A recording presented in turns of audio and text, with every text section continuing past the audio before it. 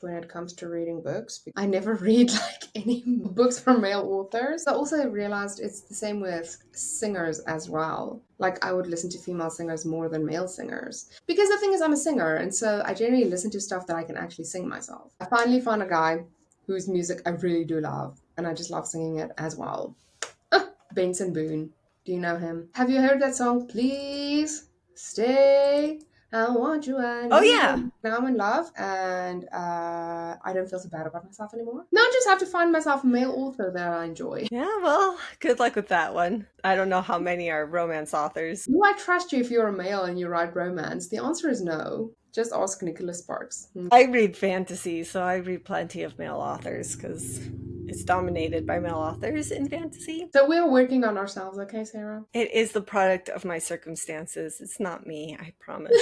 Well, can you believe we are in season 4? I am so excited for this season because of all the amazing things that we have planned and the people that we're bringing back or bringing new. It's going to be great. So I'm gonna jump in with my mint tea. I have feelings about this one. Smells delicious, but am I in the mood for mint? I don't know. My cool thing today is my cup. Oh my goodness, that is adorable. Isn't that the cutest snowman you've ever seen in your life? We don't release anything in December, so I had to bring it in the first week of January. Like, it is still snow season, okay? Makes sense, it makes sense. Alrighty, so let's hop on into the new episode.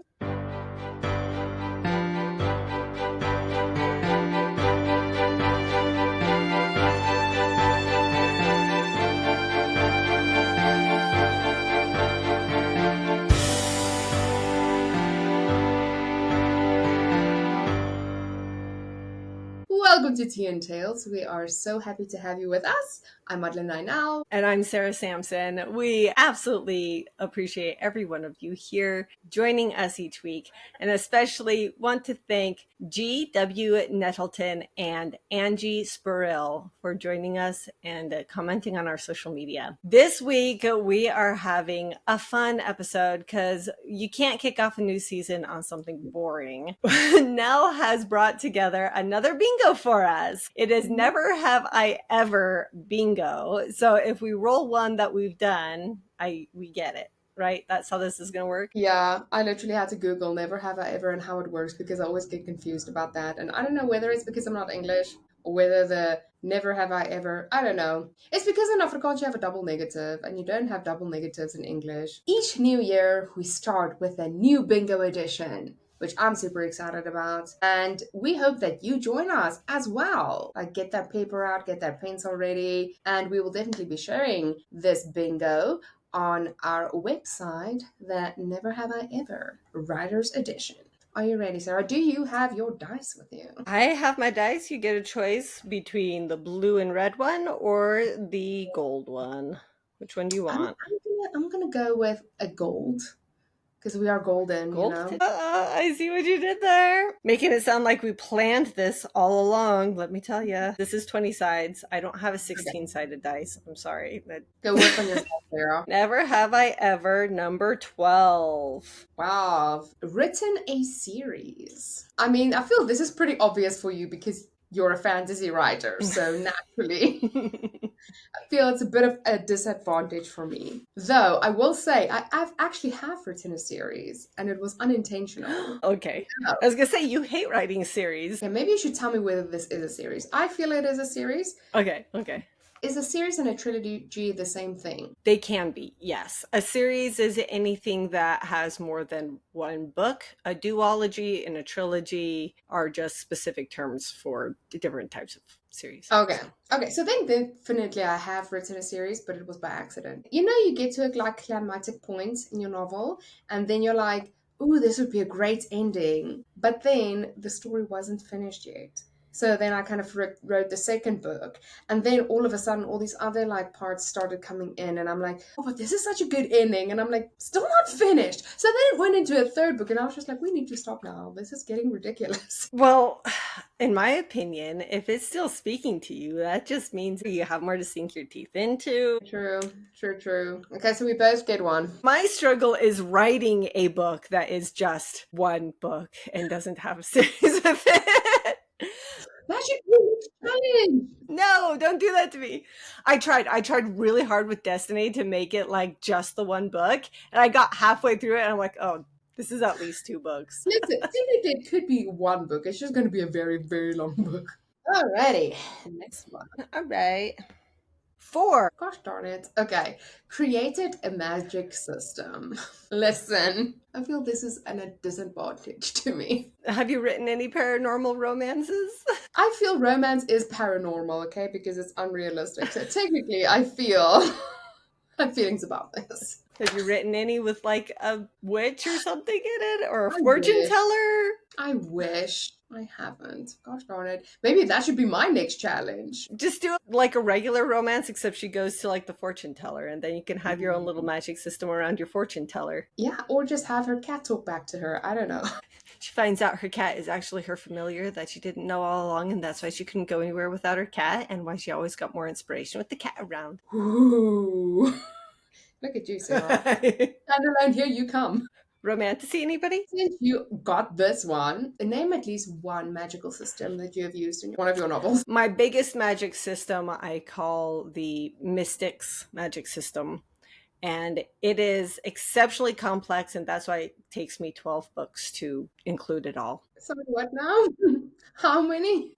12. A lot of my little series are actually parts of the magic system, just how it works on that specific planet. And so the system is exceptionally complex because depending on what species it is, it acts slightly different, but it all is like the same core to it. There you go. There you go. I enjoy magic systems far too much. I mean, I would hope you enjoy it if you're a fantasy writer. Number 3. 3. Ended a chapter on a cliffhanger. I mean, I feel that's kind of a given for any writer. Like, you have to have a chapter that's on a cliffhanger. Not all of them, but maybe like some of them. I'm trying to think. Do I leave mine on cliffhangers? Like, I don't know. What would you consider like a cliffhanger? Because I think you probably get like different type of aspects of cliffhangers. Just something interesting and surprising happened that you don't fulfill. Ooh, actually, now that I'm thinking about it, I do have one. Yeah, because I was writing a baking show and then I ended the scene. The winner is... You will have to read the next chapter to find out. That would absolutely be a cliffhanger, yep. How about you? Instinctively, I want to say I'm trying to think of one example though, because I like things tied up in neat little bows. It's one of my weaknesses as a writer. I like my chapters to have full arcs, and so I do. Destiny chapter 2. She's creating her spell and doing all of her things, and she sets off her spell and passes out. It's just like, is she not? Is it not? Okay. No, I like cliffhangers in chapters. What I dislike the most is do not give me a book that has a cliffhanger on the end, like open endings. Do not like them. Don't give it to me. It's probably why I like romance, because I always know there's going to be a distinctive thing that happens in the end. Even though it annoys me, I continue to read psychological thrillers, and they always leave me hanging. But the thing about cliffhangers is they have to be done well, because if they're done too unresolved and then you don't go into resolving the cliffhanger, you can really annoy your readers. So yeah, and especially if they're very invested in your characters. Exactly. Number 14. Nope, we haven't done that one yet. 14. 14. Written the end. Have you done that, Sarah? Okay, so when I'm telling a story like in person, I am known for ending every story with the end. It's like, that's it. That's it. Just a fair warning, if you ask me to tell you a story in person, I will end it that way. Written like the end at the end of a manuscript? Mm-hmm. I think I did, and people are going to be like, the what? So I have a children's series that I've been picking at writing for the last like 8 years, called The Adventures of Ninja Roach. Is it about a cockroach? It's about a detective cockroach, yes. Listen, I'm loving this for you, the whole children's writing, but heck to the no to the cockroach. All my children beta readers love it. They're like, it's Ninja Roach and his buddies. Yeah, that's probably why it's a children's book. It's not a adult book, because I'd be like, nope. I probably think maybe that's where your phobias start, like when you're 12 and start middle grade. Before, like, you're like, I love every insect. You have to help me with this one, because I always write the end in my novel, because I don't know, society told me to. I can't remember. I don't know why. But then I don't know where I heard it or saw it or whatever, but then people started saying no. Agents don't like it when you say the end of a novel when you send it to them. And so then I just kind of stopped writing the end to begin with, but then I'm like, but how will I know it's the end? And so is it true though that you shouldn't write the end when you send your manuscript like to agents? That's an exceptionally good question. We just might have to put on our list of questions to ask the agent coming in a few weeks. I realize that most of the books I read don't say the end at the end, but then other ones do. But I also think kind of for your first draft, it's your draft. It's not like that's this draft you're going to send to editors or agents or whatever. So you probably can write whatever you want at the end. Have a unicorn there. I don't know. Little butterfly. I know people who, as they're writing their first draft, if they're like struggling with getting into a scene, they will just start writing about how frustrated they are about the scene Love that. in their Oh, draft. goodness. That's so cool. I love that. Okay, so written the end. Next one. Alrighty. Let's rock and roll. That is a 7. Really making me count over here. Ooh, resurrected a character. I feel that's something Sarah would do. Yeah, your face says it all. Have I had a character who lost their body and then gained a new one? Yes. Resurrected them in the sense of like you killed them off and then realized you didn't want them killed off, so you found some way to bring them back into the storyline? Yeah. No. Because the other one, it's in the broader sense of my magic system, and you follow them to the world of the dead and find out why they get a resurrected, new, gifted body. So we have a species who are deathless, who can take over other people's bodies. And we have Ooh. one who does that because he loses his body. I don't know if that counts. I feel if it's not in the same body that you died, it's going to be a no. Okay. Yeah, it's not.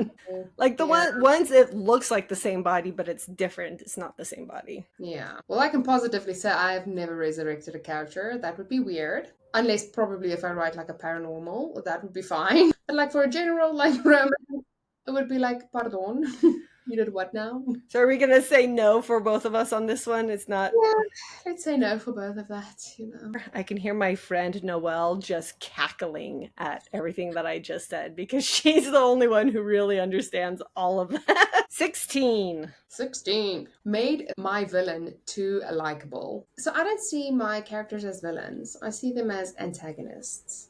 But then they also don't play like the primary role in my novels.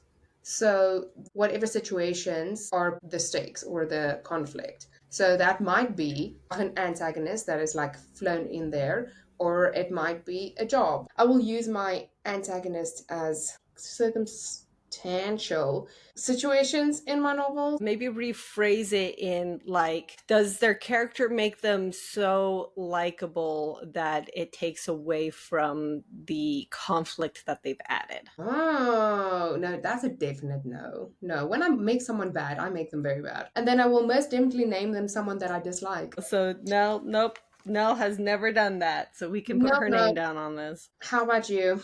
Trying to think. I feel like a couple of mine might be on the borderline. I'm huge into redemption arcs. I like a good villain who has a good redemption arc. I don't think it would be like too likable. Because I also think, correct me if I'm wrong, but I think a lot of villains that you write has to be likable at some level for the people who follow them or for the circumstances that they are put in to make sense. Yeah. I'm trying to think of like my true villains that don't turn into good guys as well. But I'm trying to think of like my true like villains, and I think they're pretty unlikable. Like you're pretty happy when they are no longer in the story. We have both a negative there. Yeah. I think that one's hard because you also sometimes need your beta readers to tell you if you've made them too likable. True. But I've never heard a beta reader tell me that. My beta readers have actually told me he's there, but like, can we have him in there more to be more bad? I'm like, okay. Use him more, really twist that knife. Exactly. And then when I do it, they're like, well, whoa, calm down. Whoa. One of the things I look for when I'm looking for agents is if they say, I want to love your villain. I have lovable villains that you You're like, oh man, this guy's such a good villain that I want to love the villain. So that's one of the things I look for in agent bios, is if they look for that trope. I 100% understand that, because one of my best lessons that I've ever learned as an actor was when my teachers told us that a villain doesn't think they're bad. And so, if Mm. you as a writer write it so well, in a sense that the reader is like, oh my gosh, I can understand why he is being a bad guy, then that's just like, mwah, magic over there. Like, that's magical writing. Because they feel like real people, like they think that they're right. Exactly, exactly. Yes. All right, number 1. Number one. Killed off a character. Yes, let me just write my name real quick. Luckily, they don't say how many characters you've killed because, geez. If one's not dying in every book, at least, I've not done my job. Wow. I have one book that starts with 3 people dying. So, I mean, will we be surprised? No, not really. We'll be expecting that. We'd be like, yep. the trick is, did I actually kill somebody, or are they not dead? Like that's the tension is. Oh, gonna be a Jon Snow situation over here. Yes, I hit you with some of those loose ends where you're not sure if somebody's dead or not until you do or do not see them in their funeral. Oh my gosh. So, have I killed off a character? Ooh, I have actually. The first novel that I've Ooh. ever written, I did kill off a character. Yeah, it was very traumatic. I was just like, that was very sad for me. And you know what's the worst thing? It wasn't even planned. That was the worst thing. Like, okay, if you kill off characters, do you kind of know beforehand that you're gonna kill them off? Some of them I do, because as I'm writing, I'm like, oh yeah, this character is gonna have to die, and now I just need to figure out how. Some of them are surprises. Again, I enunciate the fact that we are not in charge of our characters. Okay? They just do their own stuff. They decide to kill themselves. Like, wasn't me. I did not tell you to jump over the log and block the bullet for the other guy. Well, so I feel for you as a pantser, it kind of makes sense if you don't expect it. But for me, when I planned out my entire novel, I'm like, what? Like, where did this come from? It was going very well. And then all of a sudden, this character was just like, I see the light. And I was like, no, you don't. I'm sorry. Come back. I think I cried more than the main character. I accidentally killed a character. I was like, well, I guess, okay. And then a few books later, there was one that accidentally died. And I was like, something's going on here. And I was writing some more, and then I killed off another character. And I was like, why am I killing off my main characters? I know I have 8 of them. I have characters to spare, but why? Why? I was thinking about it, and then this scene started flowing through my head. I just killed this character, and it was following them into the afterlife. And this whole new side of my magic system just materialized in one night. I mean, at the end of the day, if that makes sense, that's fine. Crazy how one's brain works, isn't it? Yes, we'll roll with it. 9. 9. Okay, cut a scene I loved in my edits. Yes, so many times. Let's not talk about this. This is a sore subject. That's all I'm saying. Okay, I'm sorry. You cannot tell me I have not cut a scene you loved. What? I have never cut a scene out of a novel that I loved. You know what? I'm gonna need a moment, Sarah. I'm gonna need a moment right now. Like, talk to me in 48 hours again, okay? Because what the heck? I'm sorry. I have a scene I may cut. I'm on the verge of like, do I cut it or can I change it to make it work? Mm-hmm. But I haven't actually cut it yet. And I wouldn't say it's one of the scenes that I like love. So if it were to go, the only reason I'm holding on to it is because I need the POV early in the book. So I'm trying to decide what to do with the POV, not the scene itself. Sarah, you are not helping yourself at this moment, is all I'm saying, okay?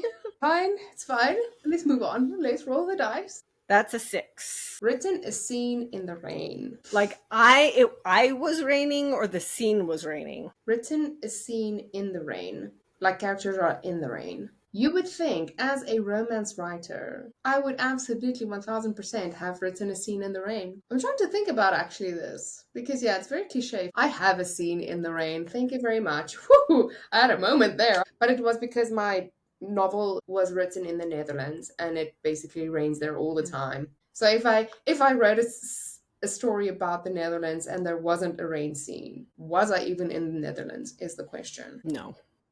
There's even a snow scene as well. You need the atmosphere. Mm-hmm, Definitely. Mm-hmm. Did they kiss in the rain though? No. The Yes. answer is no.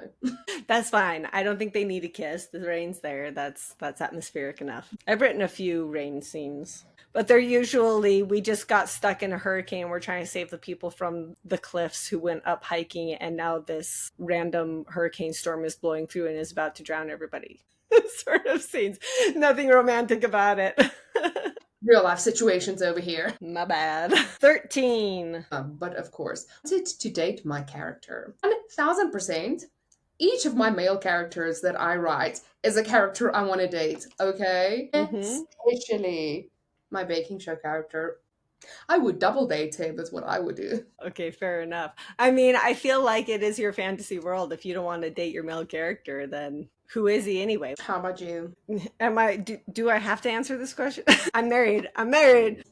In a fantasy world where you are not. I have written characters that is like, this is the most dateable guy I've ever written or heard of in my life. Like, this guy's awesome. So it's like, yes, female protagonist, please go date that guy because he's a good one. Go, go. And then, I of love course, you it. have to give her some tragic backstory of bad relationships in the past so that it can color the current one with the amazing guys. Mm-hmm, mm-hmm.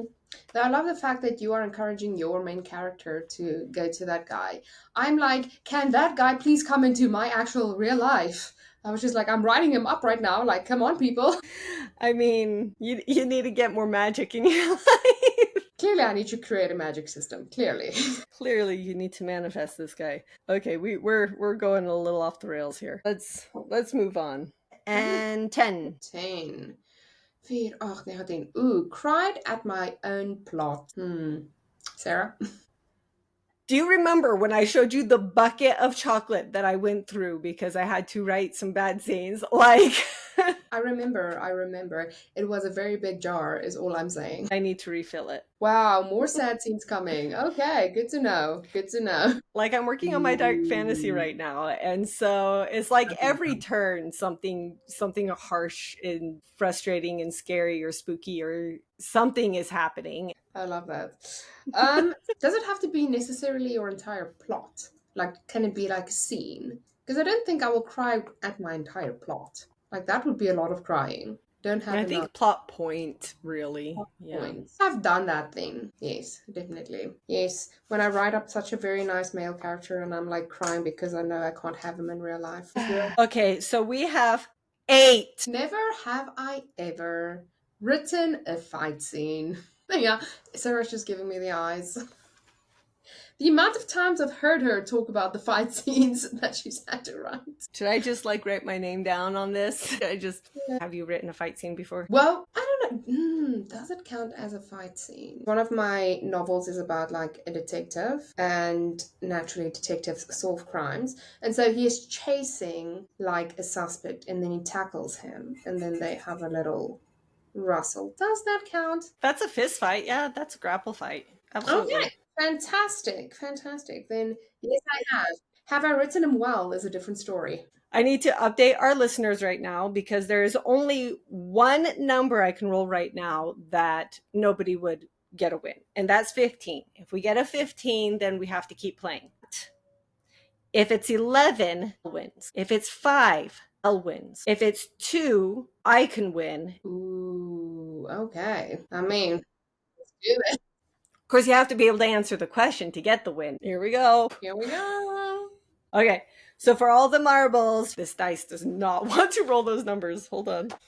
11. Oh, now this is for the win. If you can answer this question, you win the game. Oh, really? The pressure is on. Never have I ever used a random name generator. I will let you go first, Sarah. Let you build up your dreams quickly. Yes. Well, okay, if anybody remembers our naming characters, I hate naming characters. So have I used a random name generator? Absolutely. For my main characters, no. For side characters, I'm like, just make it an elf name, whatever. Just throw something at me. Come on. I just need something to fill the space. So yes, I have. I hear you. Yeah, I've 100% used random name generator before. For what? I can't remember. I think one time I did like a fairy. Not that I write about like fairies, but because I don't want my characters to have like general names, I try to have like a little bit, more unique names. And so then I'm like, what's more unique than fairy names? Congratulations. Nell has won the opening bingo. Congratulations with numbers 9, 10, 11, and 12. Yay! And that's how we start a new season. A new season with Nell winning another game. Pretty sure the last game we played, you won. So I feel. I did win a game. Yes, that's fine. That's pretty much my track record, anyways. Well, if you have played with us while listening to this, we hope you had fun because we were enjoying ourselves.